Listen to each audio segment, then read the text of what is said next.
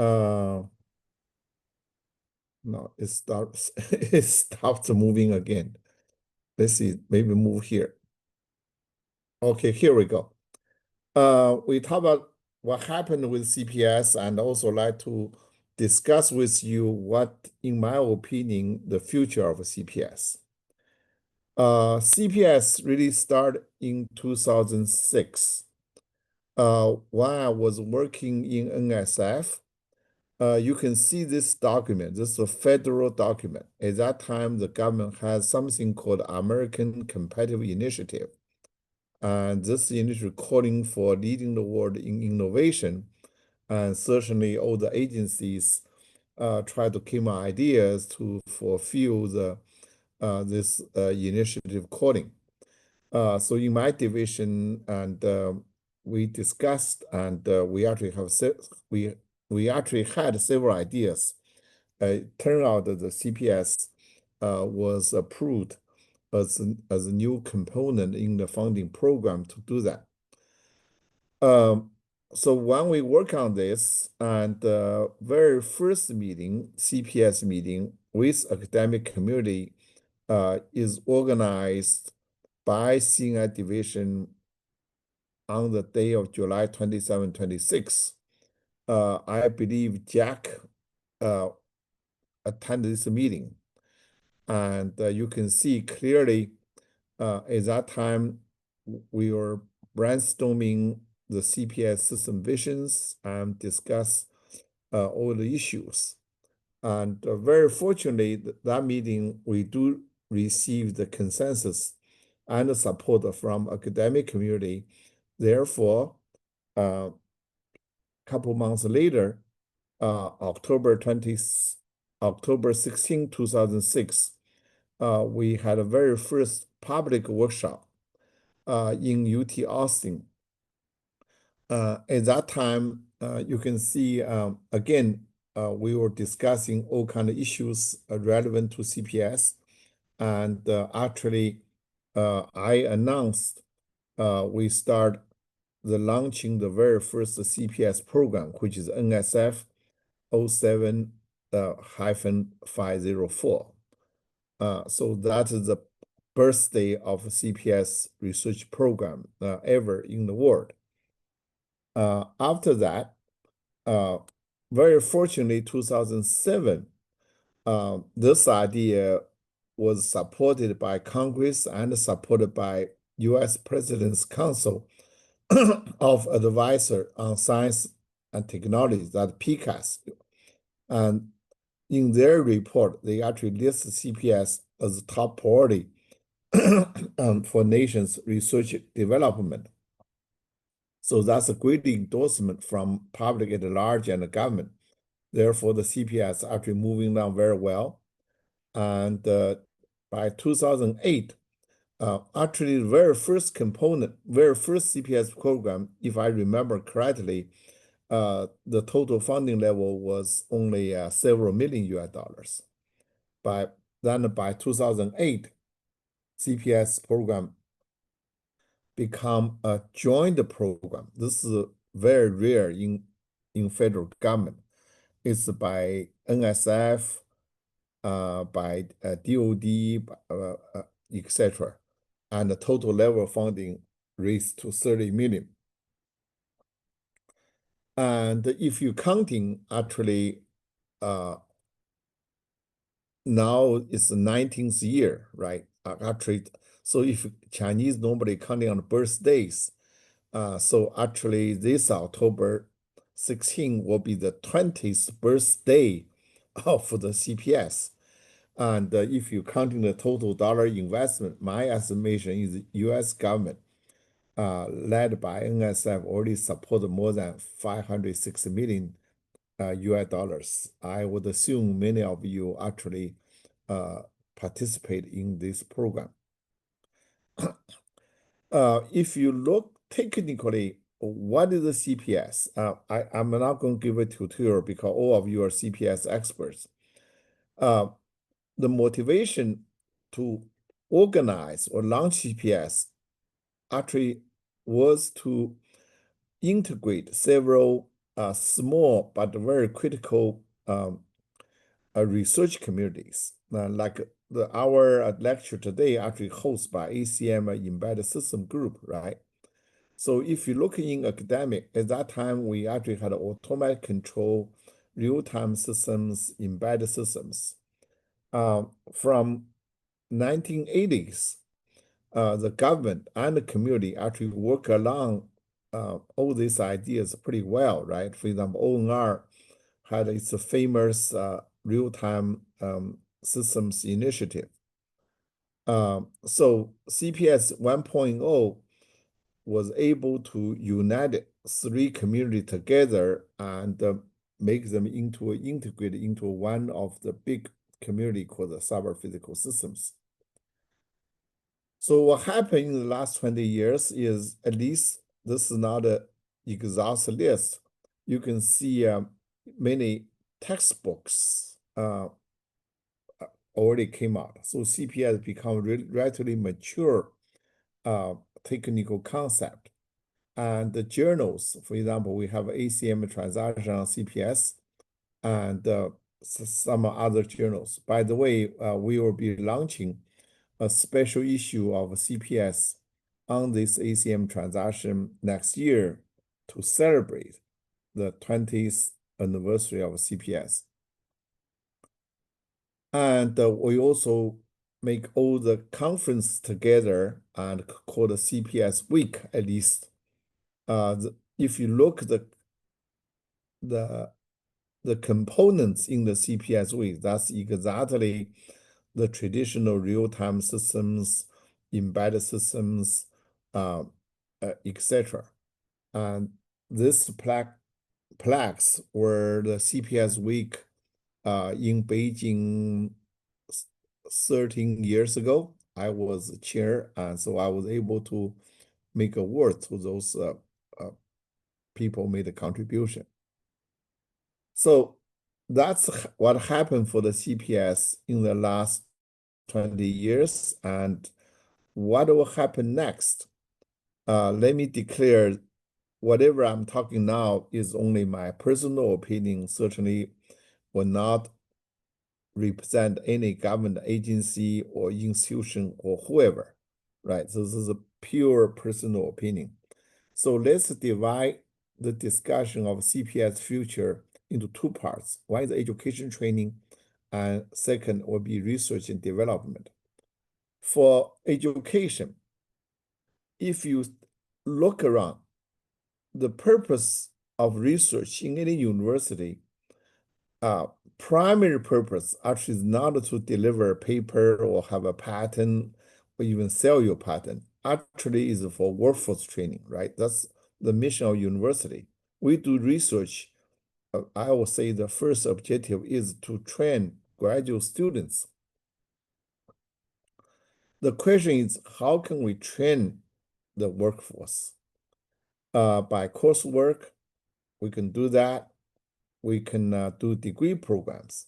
I would say one of the successful emerging concept in the last 20 years will be called something called bioinformatics, right? This is a biology integrates information science, and they actually made it into a department, made a degree program. Certainly you have courses. So actually CPS, in my opinion, is about time to become such a concept. So in my opinion, CPS study should be a distinct academic discipline because CPS is computer science, but more than computer science. CPS certainly is not a physics. CPS certainly has a physical meaning integrated. So it's really a multidisciplinary concept. And now I think it's mature enough, gradually become an independent academic discipline. Now, if CPS will become an independent study, then we need to consider seriously CPS is not, it is overlapping with computer science, but it's not equivalent. It's not a subfield in computer science. in some sense, thinking in CPS does not necessarily means computationally thinking. I assume you would agree with me because computational thinking is more about the logic, more about how computer will execute the instruction by human beings. By CPS, you have that, but at the same time, you have to worry about the P, right? You have to worry about the physics. And also, we are independent, therefore, we are different. Although we overlap in many aspects with different subjects, but we're different from traditional science engineering.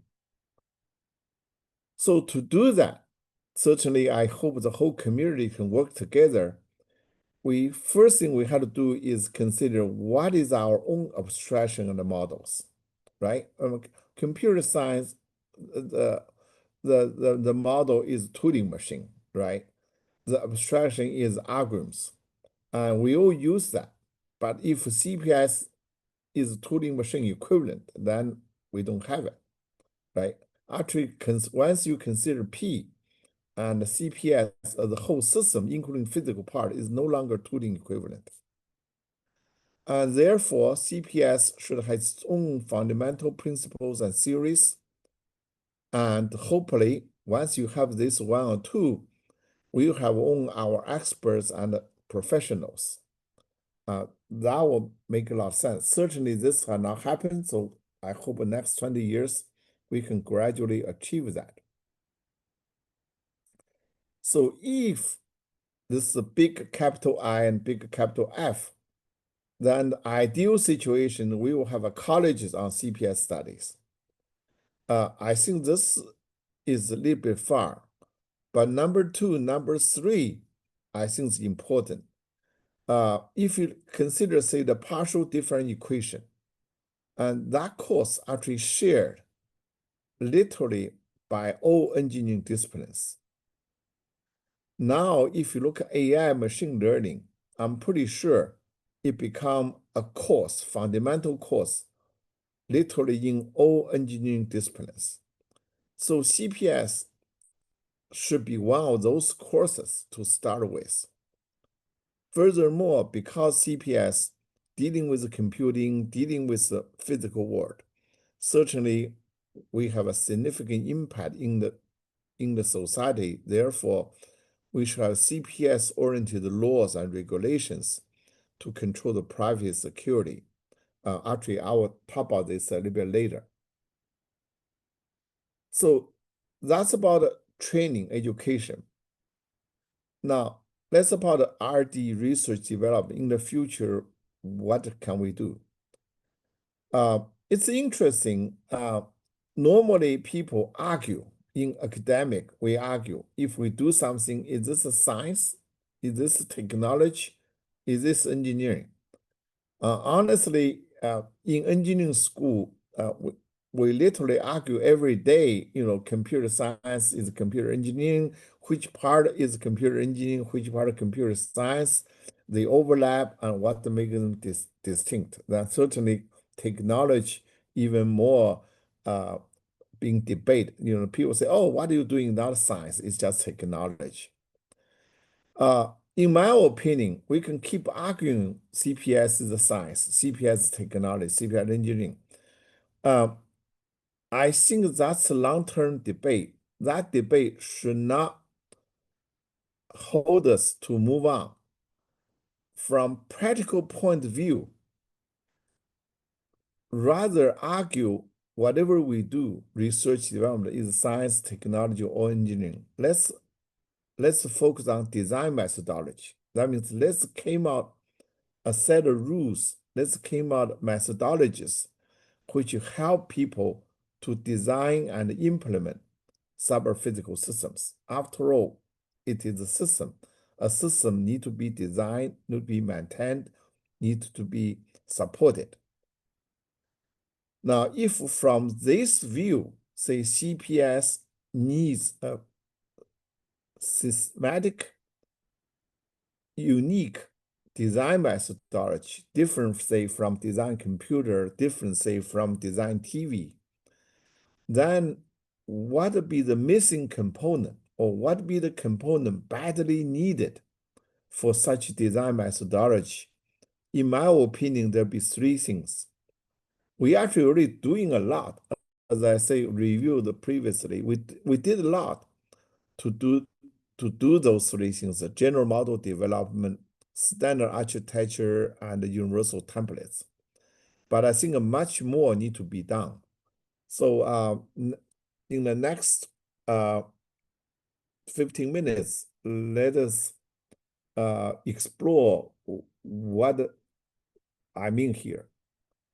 General model development. First of all, CPS, because we interact with the physical world, so we have to have a model, right? You try to predict how the missile is running, you try to driving a car, etc., etc. It's inherently, you have a model inside the CPS. Basically, you gather information, try to adjust the model, and use the model knowledge, then issue the commands to direct the physical actions. However, traditional CPS, normally the model is science-based, right? If we try to see how cars are moving, and now we're using physics, Newton law, and then etc. Of course, which can be engineeringized, but nevertheless, it's science-based. Normally, those models are provided by application domain experts. Basically, the experts tell you the car will be moving that way, and if you put the brake, it'll stop. Then we program accordingly to control. However, today, as we all see, machine learning technology become more and more mature. So I believe data-driven model now is possible. What do you mean the data-driven model? Data-driven model means we will be able to obtain the models without serious involvement of science or engineering. Basically, we directly gather data and see how things will be react and to compose the data. Obviously, machine learning today is doing a lot of that. So the issue really is how can we have a general methodology to integrate both models, which is a science-based model and data-driven model. Assuming you agree with me, you cannot just rely on one kind of model, right? Traditionally, we rely on science-based model. Now the data model driven and science model still has its own merit. So we need to consider or address the integration of both. So here are some ideas. How can we integrate model integration? First of all, the approach for integration, you can be static or dynamic. Static means your model and you offline try to put them together and use. Or you can dynamic, right? As things going on, you can do different ways of integration. Specifically, how to integrate. For example, we do have a science model. Let's say you're using Newton model, and Newton model have a parameter g. And normally, you assume g is 9.8. Actually, in different locations, the g is different. So you actually can use data-driven model to collect data to figure out exactly what the g value should be at this particular location to adjust a parameter. Therefore, the science-based model become more accurate and more efficient. So that's called a parameter revision. Another way is to embed one model into another, right?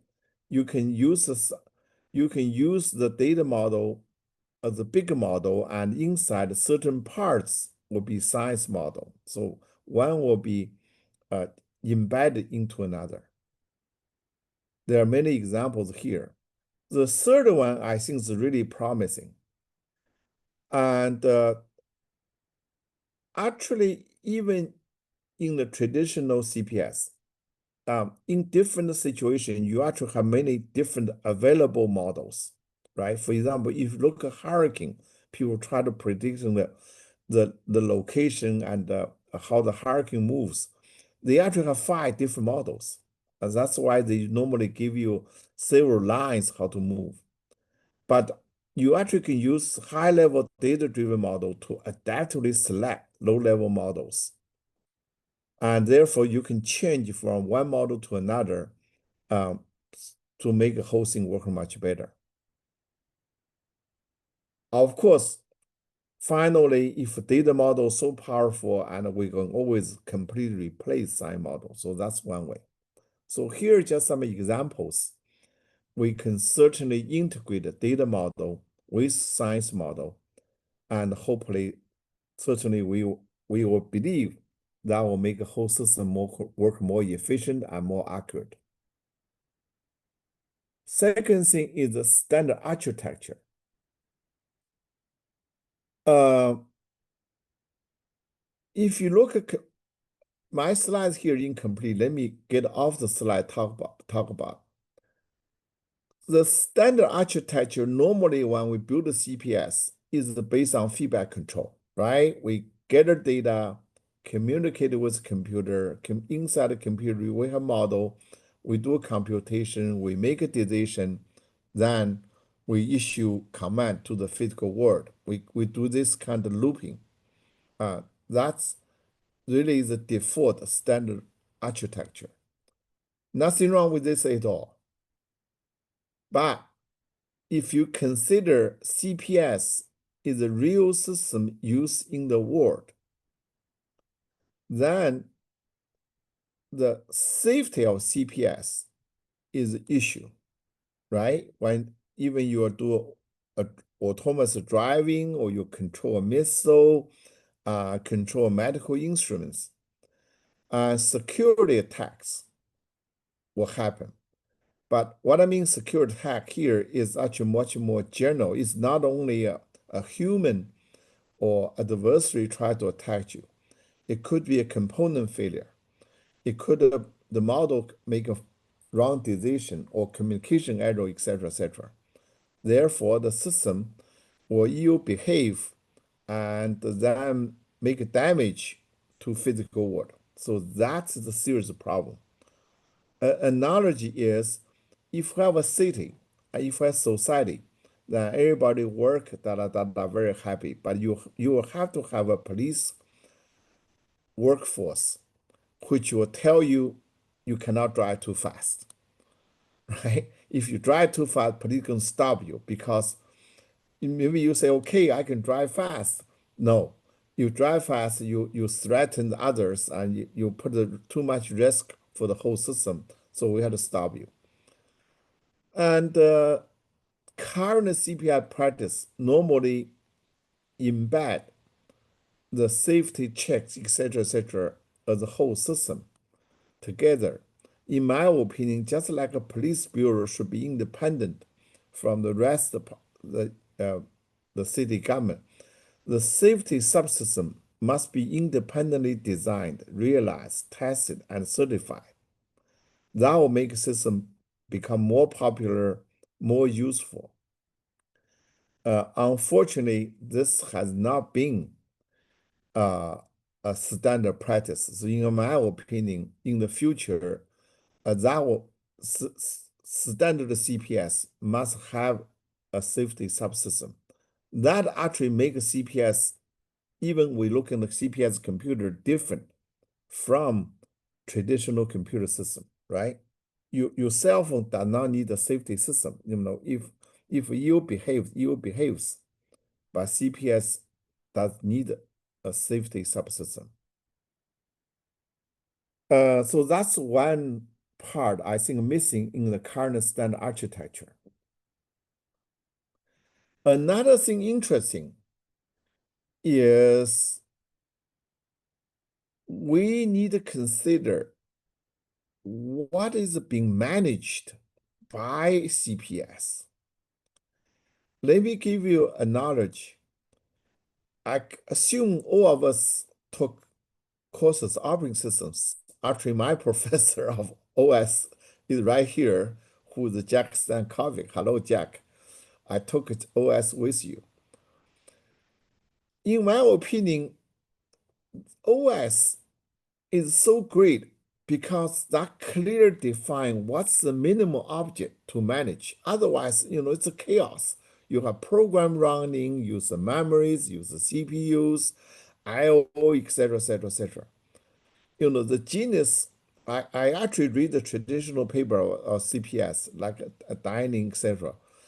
In the 1970s, this is a little 50 years ago, they clearly define the minimum object for management in OS is called the process. And the clear defined process is the representation of program execution. And if you recall your OS course, that everything else is built on top of this process, right? You control CPS, now you control process, you let the process use CPU, you allocate the memory to process, etc., etc., etc. Now, question is, we CPS, as I said, is not a traditional computer system. Now, what is the minimum object for managing CPS? This had not been clearly spelled out. If you say process, then what the process here mean? My opinion is actually answer already here, but we need to say it loudly. It's a digital twin. Digital twin is a suburb representation of physical entity. That's exactly what in the CPS we're doing, right? In the computer of CPS, we literally, no matter you explicitly or implicitly, you literally dealing with a digital twin which has image or which has a physical counterpart in the physical world.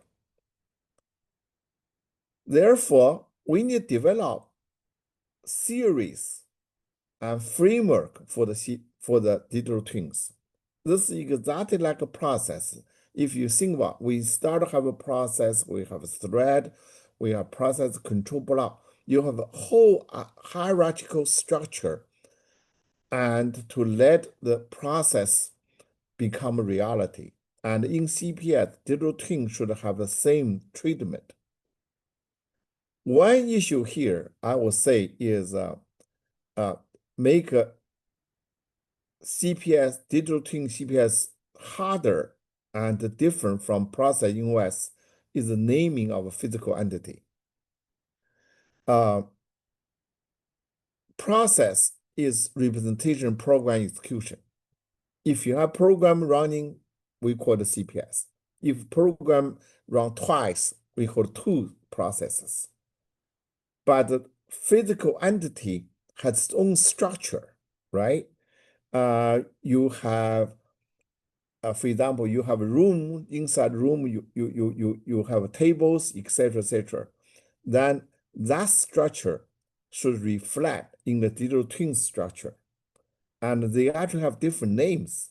Actually, in other talk, we'll talk about, when you have a glass of wine in the bar, and that glass actually for different people is different entity, right? For bartender, that's the glass he's serving you. For your wife, that's my husband is holding something. For your manufacturing, this is one of the glass they made it. And different entity may want to track this glass in different way. And therefore, they may actually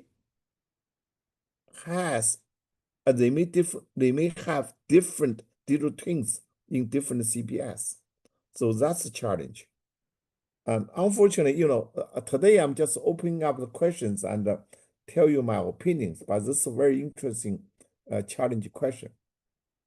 Now, finally, let's talk about one issue is the universal templates.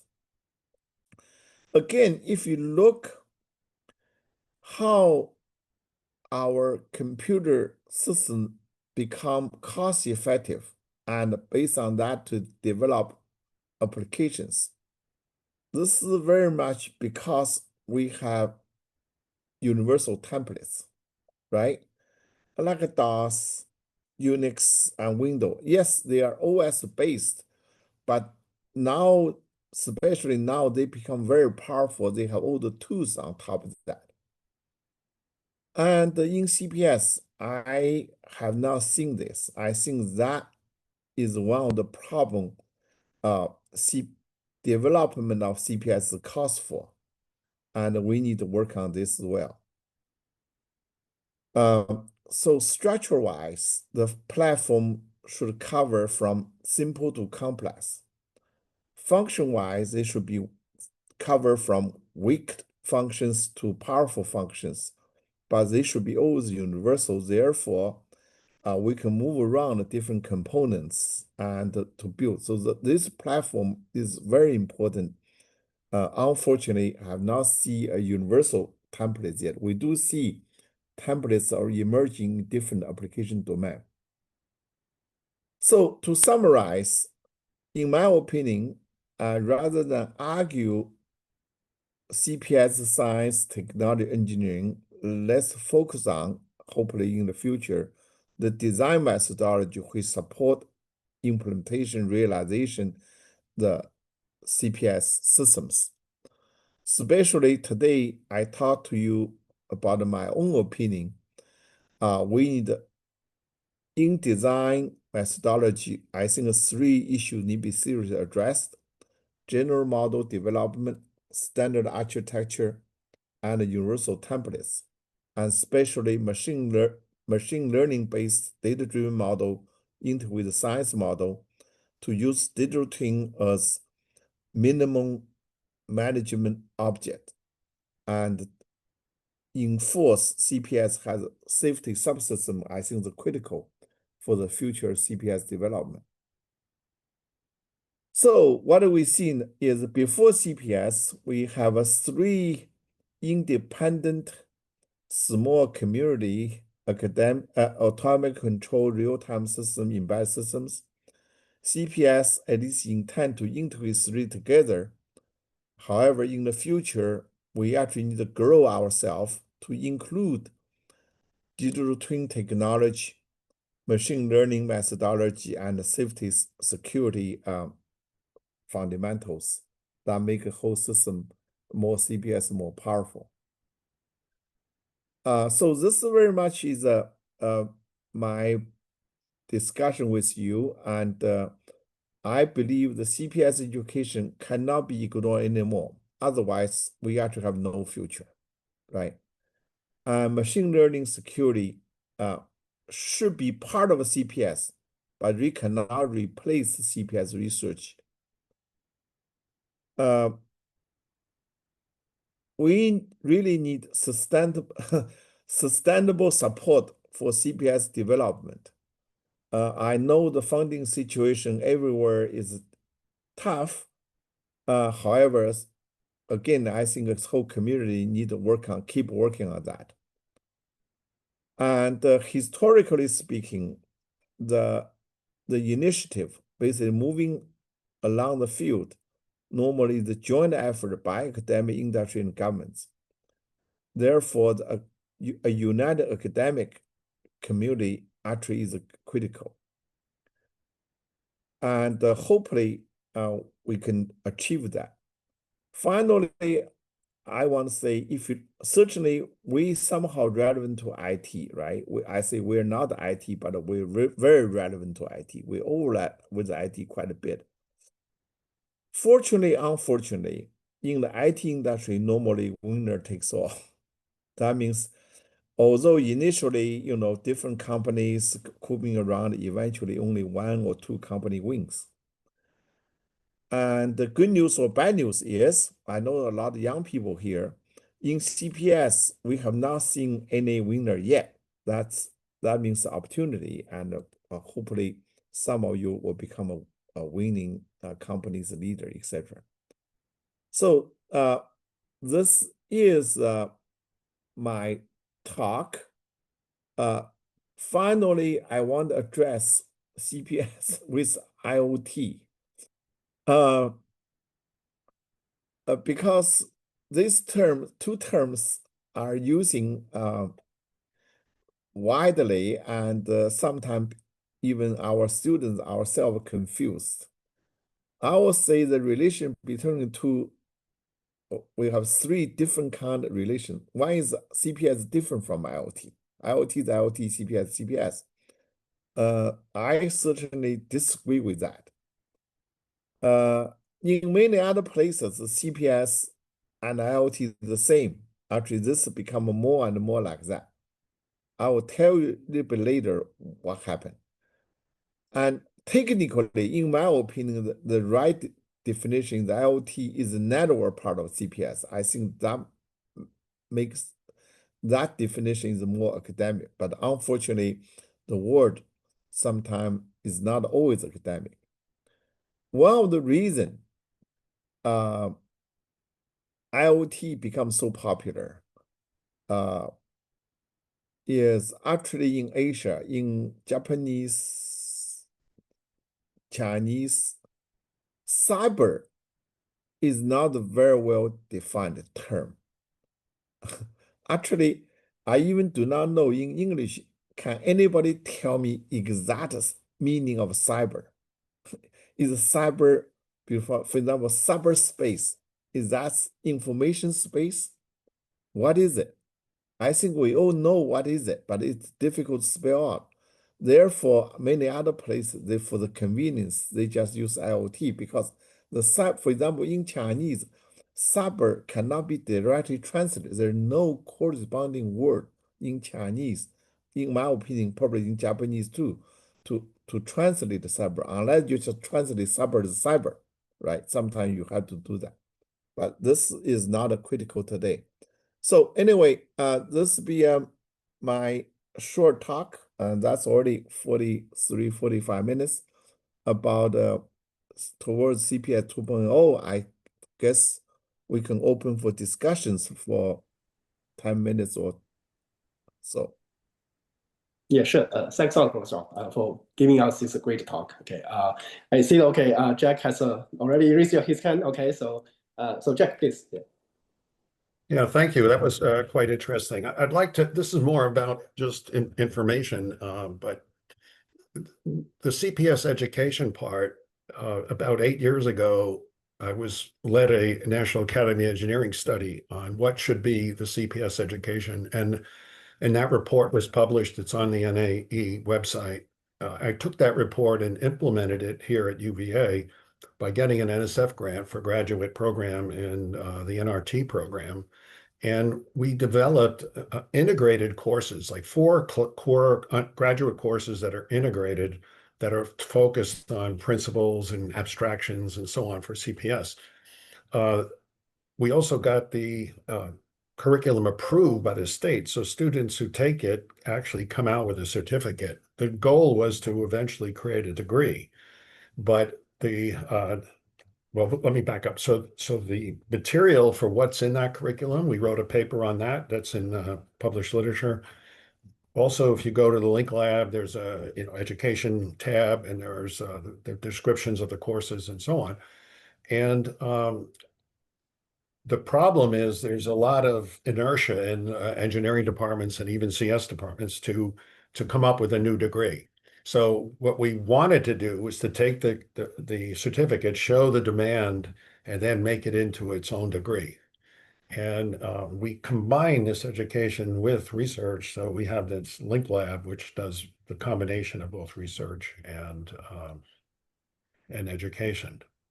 Obviously, the materials in the education have to evolve as the programs evolve. But there are, and as Wei showed, there are lots of different textbooks, but the textbooks tends to be not for a class unless it's very, very precise. You want to have a formal methods class on describing CPS system, then there's a textbook you could probably use. All right, so but it doesn't really teach you the integration across the material of different areas. So it's more of a general comment than any question, but I do feel that it is an important thing for the future because it helps define the field. Right. Thank you, Jack. That's a great effort, and actually, I was aware of that effort. I would say, unfortunately, only very few places like UVO did it. I would say the community in the future, at least, for example, in CPS week or somewhere, we need to have a workshop continuously about the CPS education to make this become more popular and people can share ideas. Um, uh, that I think it's critical, right? So Yeah. I agree. I'm glad you're supporting this idea to strengthen the Yeah, and CPS. even though the NSF grant was 5 years and it's over, so the program's still running. The sustainability of those programs is one of the key parts that NSF is asking for. And so now we're in about our 8th year of doing this, and it's still thriving, and the students seem to still have interest. Trying to disseminate it across the world or to other universities is not so easy. We tried efforts like that, and various schools did take some of our materials, or they took parts of different courses we have. But no one's picked up, as far as I know, no one's picked up the whole curriculum, because it requires a pretty big commitment from the different engineering departments, the dean, and so on. And it takes a long time for that to change. So Jack, uh, another thing, as I said, a baby step is to make a CPS become at least the elective courses for all the engineering department. Yeah. Has that happened? No, we haven't even really pushed it to the undergrads. So it's really a graduate program, and the students come from 6 different engineering and CS departments. So it is very integrated. It's across all of engineering and so on, but the material and the purpose is to support PhDs and master students and graduate students. Pushing it down is another whole administrative nightmare. That's right. That's right. Great. Thank you. Great, thanks a lot, Jack. For the audience, if you have any questions, feel free to unmute yourself, right? You can ask your question to Prof. Zhao directly. Okay, so this is Qixing Wang from Hong Kong Polytechnic University. I'd like ask one question. So for an area to grow, the application is very important. I think application is driving force for area to grow. The question I want to ask is that for Professor Zhao, which application domain do you think may be the promising driving force for the growth of the CPS 2.0? You said something very important. Actually, if you look USNSF, I do not know what happened later. Jack probably can tell. At least for the first few years, I would say first 5 to 10 years, they deliberately to have a CPS research program focused on application domain, right? I remember like transportation, medical instruments. So that effort actually has been made. We certainly should keep doing that. But in my opinion, if we just keep doing that without back to fundamentals, consider in the 1970s, this is 50 years ago, if we do not have a group of people consider something called the operating system rather than just use computer to support the missile launch, etc., we do not have a computer science, computer engineering today. So someday you have to back to the fundamentals. As I said, you have to look for standard architecture. You have to looking for universal platforms. This will become literally you all learn this core technology or engineering, and then the student can automatically go on different fields. For example, my understanding is computer from very early, right? I know the Soviet Union, the very first computer is to support satellite launching, etc., etc. I remember, if I remember correct, the first computer they have actually is about a 64K memory. That's pretty small today. And they use that to actually the CPS to sense where the satellite is and how to control, etc., etc. So from very beginning, people did that. Use computer to supporting different applications. Remember, a very famous story was one of the, I think one of the IBM guys said the whole world only needs 6 computers because they think a computer at that time, this is about 1960s or 70s, they use computer to support bank applications. They figure out the whole world only needs 6 computers to do the bank needed computation. So computer system developed starting by applications very seriously. And then somebody, Jack probably know, I do not know what the magic happened. Basically, we have a group of people, right? I think they all got the tooling awards. In the 70s, the two computer system become a much more general, much more standardized platform. And then from that place, then computer has more application, etc., etc. I think CPS is at this turning point. We certainly will keep applications, but somehow we academic community, we have responsibility to develop fundamentals. Otherwise, we will not go too far. That's my opinion, okay? And of course, applications, you can name too many of them, right? So that'd be too many, right? Everything you touch will be CPS, in my opinion, right? Okay, thank you very much. Yeah, thanks, Xin.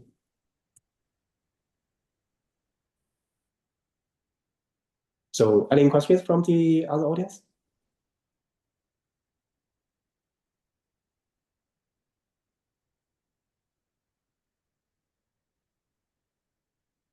Okay, so if there's no other questions, okay, so please join me to thank Prof. Zhao again for this wonderful talk, right? So sharing this great, the history of CPS 1.0 and also sharing his great vision for CPS 2.0. So I hope everyone here will be learn a lot from Prof. Zhao. So Prof. Zhao, thanks again for accepting our invitation, and thanks a lot for the great talk. Well, my pleasure. Thank you. Thank you for organizers, and thank my advisor, Jack, and all my friends. Thank you very much. Yeah. Thank you, Professor Zhao, and